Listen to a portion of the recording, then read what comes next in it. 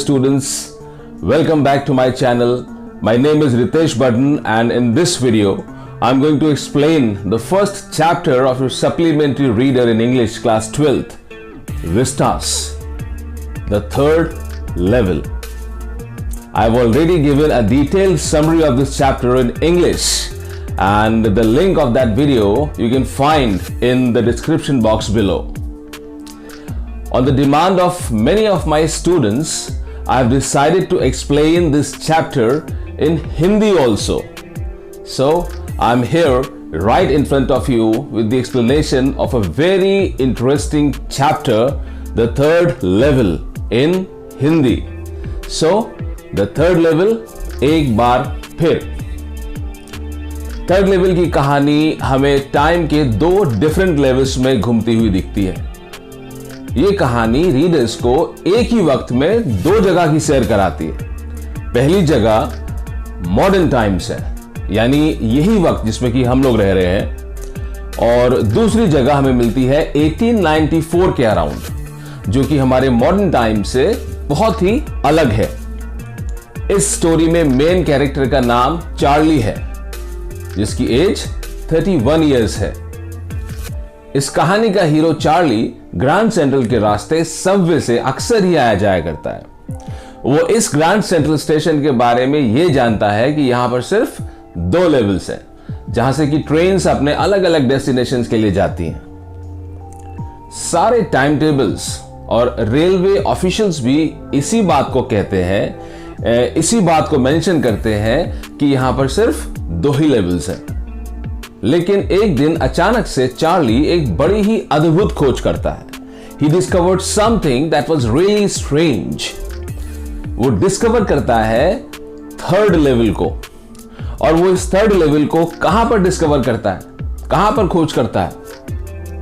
उसी grand central station पे, जहां के बारे में यह कहा जाता था कि वहां दो ही लेवल्स हैं। पर चार्ली की इस बात पर, उसकी इस खोज पर यकीन कर पाना किसी के लिए भी पॉसिबल नहीं था। जिस लेवल को चार्ली डिस्कवर करता है, जिसको कि चार्ली थर्ड लेवल कहता है, वो पहले दोनों लेवल से बिल्कुल अलग था। सब जानते थे कि ग्रैंड सेंट्रल स्टेशन पर दो ही लेवल्स हैं, एक और दो, लेकिन इस थर्ड लेवल के बारे में कभी भी किसी ने भी नहीं सुना था। इस थर्ड लेवल पे लोग अलग ही तरह से ड्रेस्ड अप थे। उनका फॉर्मल अटायर बता रहा था कि वो उन लोगों की तरह लग रहे थे जो कि 1890s में हुआ करते थे। यहां पर टिकट्स पुरानी करेंसी का इस्तेमाल करके ही खरीदे जा सकते थे। यहां के लोकोमोटिव्स भी पुराने स्टाइल के थे, जो कि आजकल के मॉडर्न टाइम्स में नहीं देखे जा सकते। इस थर्ड लेवल से कोई भी यूनाइटेड स्टेट्स के किसी भी जगह ट्रेवल कर सकता था। थर्ड लेवल पर पहुंच के चार्ली के मन में एक इच्छा जागी कि वो टिकट खरीदे गेल्सबर्ग इलिनॉइस के लिए, एक अपने लिए और एक अपनी वाइफ के लिए। लेकिन जो करेंसी उसके पास है वो मॉडर्न करेंसी है, जिसको कि बुकिंग क्लर्क लेने से साफ मना कर देता है। चार्ली इस थर्ड लेवल से बाहर निकल के आता है और 1990s में इस्तेमाल होने वाले पुराने बिल्स या फिर पुरानी करेंसी को अरेंज करता है, जिनका इस्तेमाल करके वो फिर से इस थर्ड लेवल में जा सके और फिर वहां से अपनी वाइफ के साथ गेल्सबर्ग जा सके।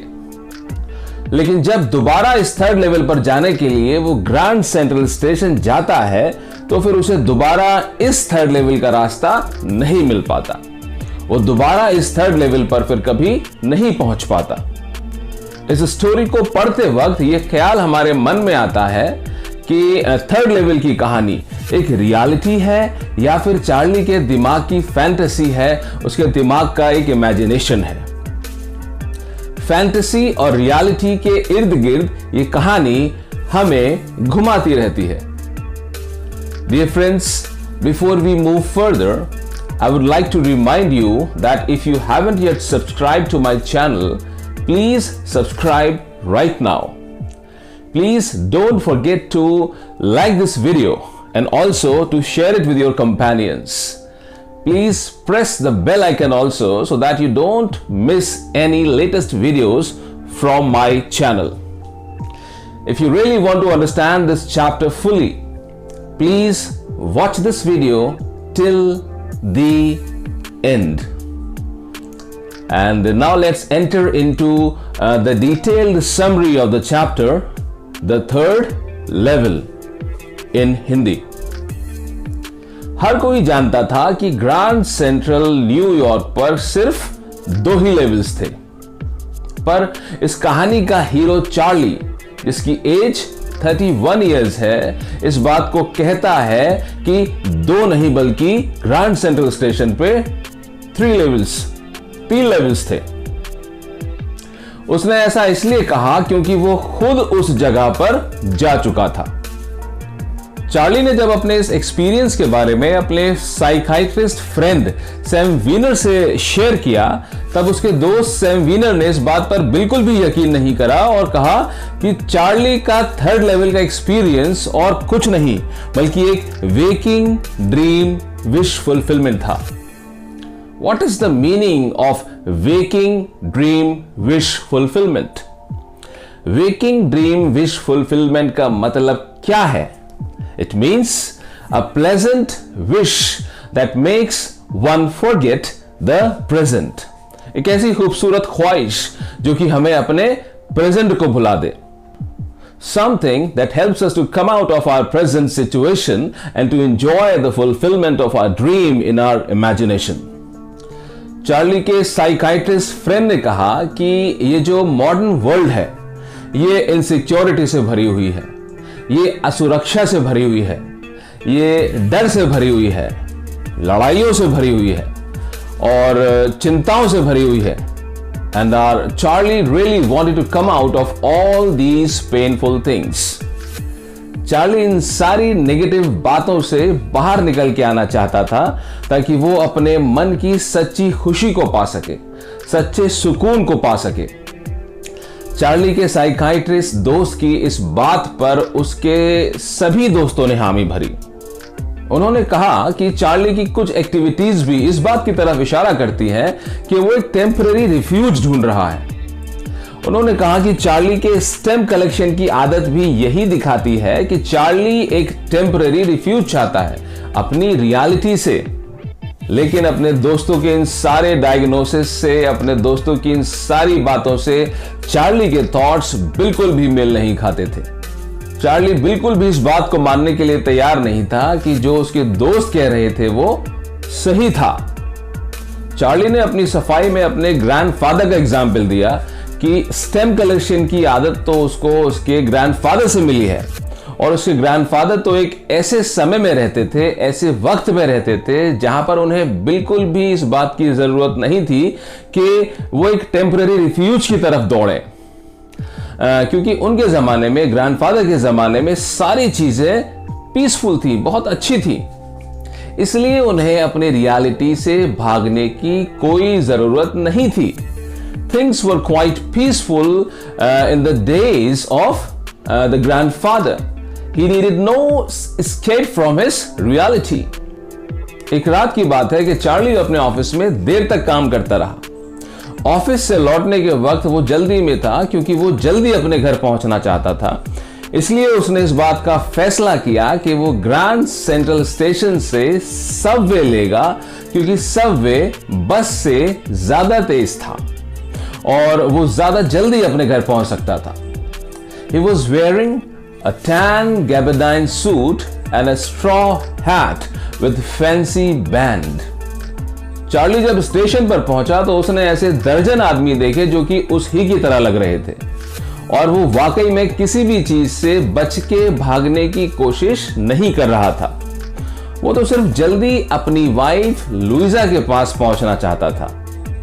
चार्ली वेंडरबिल्ट एवेन्यू से ग्रैंड सेंट्रल के लिए मुड़ा और फिर वहां से नीचे की तरफ स्टेप्स लिए जो कि 1st लेवल को जाते थे, और उसके बाद उसने और भी स्टेयर्स नीचे की तरफ उतरे तो वो 2nd लेवल पर पहुंच गया जहां से सबअर्बन ट्रेन्स जाती थी। लेकिन जब वो सबवे की तरफ चल रहा था तो एक कॉरिडोर में वो खो गया, और ऐसा पहले भी उसके साथ हो चुका था। एक बार तो ऐसा हुआ था कि वो एक ऐसी टनल में घुस गया जो कि 1 मील लंबी थी। जो कि फिर आखिर में रूजवेल्ट होटल के लॉबी में निकल के आई। और एक बार और ऐसा हुआ कि वो एक ऐसी ऑफिस बिल्डिंग में निकल के आया जो कि वहां से 3 ब्लॉक दूर थी, और उसके मन में एक ख्याल आया कि ग्रैंड सेंट्रल स्टेशन एक पेड़ की तरह बढ़ रहा है, जिसमें कि नए कॉरिडोर्स, नए स्टेयरकेसेस जड़ की तरह बढ़ रहे हैं। He began to think that Grand Central Station was growing like a tree, pushing out new corridors and staircases like roots. इस बार भी चार्ली इस बात को जानता था कि वो गलत कॉरिडोर में आ गया है, लेकिन तब भी वो आगे ही चलता रहा। ये कॉरिडोर चार्ली को लेफ्ट की तरफ मोड़ के नीचे की तरफ ले गया, और जब वो आगे चलता रहा तो उसको अपने ही पैरों की खाली खाली सी आवाज सुनाई दी।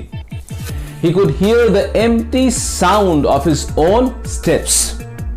और इस रास्ते पर चलते वक्त उसे कोई नहीं दिखा। उसके बाद उसे कुछ लोगों के बात करने की आवाज सुनाई देने लगी, और फिर वो टनल शार्प लेफ्ट मुड़ गई, और वो कुछ स्टेप्स नीचे की तरफ उतरा और ग्रैंड सेंट्रल स्टेशन के 3rd लेवल में एंटर हो गया। चार्ली ने देखा कि इस नए लेवल पर, जो कि 3rd लेवल था, सब कुछ बदला बदला लग रहा था। चार्ली को लगा कि वो अभी भी 2nd लेवल पर ही चल रहा है। यहां पर कमरे छोटे छोटे थे और थोड़ी ही टिकट विंडोज थी। फ्लोर पर ब्रास स्पिटून्स थे। Brass spittoon is a bowl or other container made of brass that's made for spitting into. यहां पर लाइट्स बहुत हल्की थी, क्योंकि वो ओपन फ्लेम गैस लाइट्स थी। स्टेशन पर हर कोई उसी तरह के कपड़े पहने हुए था जैसा कि लोग 1890s में पहना करते थे। Charlie saw men who had beards and side whiskers and fancy mustaches. एक छोटा सा रेलवे इंजन दिखा जो कि अंदर की तरफ आ रहा था। वहां पर एक न्यूज बॉय भी था जिसके पास था द वर्ल्ड नाम के न्यूज़पेपर की कॉपी। द वर्ल्ड एक ऐसे न्यूज़पेपर कंपनी थी जो कि सालों से पब्लिश नहीं हुई थी, मतलब जो कि इस मॉडर्न टाइम की नहीं थी। जब चार्ली ने पास जाकर देखा तो जो डेट उस दिन उस न्यूज़पेपर पर पड़ी हुई थी वो थी जून 11, 1894। और चार्ली ने इस न्यूज़पेपर को देखा और इस पर लिखी डेट को देखा और यह देखा कि वो किस न्यूज़पेपर का नाम है, तो चार्ली को इस बात पर यकीन आया कि वो 2nd नहीं बल्कि 3rd लेवल पर पहुंच चुका है। चार्ली टिकट विंडोज की तरफ मुड़ा और उसने देखा कि वो यहां से यूनाइटेड स्टेट्स के किसी भी हिस्से में जाने के लिए टिकट खरीद सकता है। उसने इस बात का फैसला किया कि वो गेल्सबर्ग इलिनॉइस जाने के लिए 2 टिकट लेगा। 2 टिकट, एक खुद के लिए और एक अपनी वाइफ लुइजा के लिए। लेकिन जब क्लर्क ने नोट्स को देखा, उन बिल्स को देखा जो कि चार्ली के हाथ में थे, तो उसने गुस्से में चार्ली से कहा, that is not money mister. और ये कहने के बाद क्लर्क ने अपने कैश ड्रॉर की तरफ अपनी नजरें घुमाई, जिसमें कि उस वक्त इस्तेमाल होने वाले पुराने स्टाइल के नोट्स थे, पुराने बिल्स थे, पुरानी करेंसी थी। वो ओल्ड स्टाइल बिल्स, वो पुरानी करेंसी बिल्कुल ही अलग सी लग रही थी। बुक बताती है, आपकी बुक कहती है, they were half again as big as the money Charlie had with him. These old bills were different looking. Clerk ने चार्ली को पुलिस बुलाने के लिए धमकी दी और चार्ली अचानक से डर गया और डर के मारे तेजी से 3rd लेवल से बाहर भाग गया और फिर ग्रैंड सेंट्रल से भी बाहर भाग गया। चार्ली ग्रैंड सेंट्रल स्टेशन से भी बाहर भाग गया क्योंकि भले ही 1894 में सारी चीजें बहुत ही खूबसूरत थी, बहुत ही सुंदर थी, बहुत ही पीसफुल थी, लेकिन तब भी जेल किसी भी युग में, किसी भी टाइम में अच्छे नहीं थे, और ना ही 1894 में।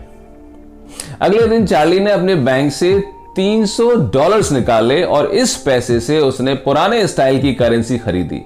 और पुरानी स्टाइल की करेंसी को खरीदने के लिए चार्ली को एक्स्ट्रा पैसा देना पड़ा।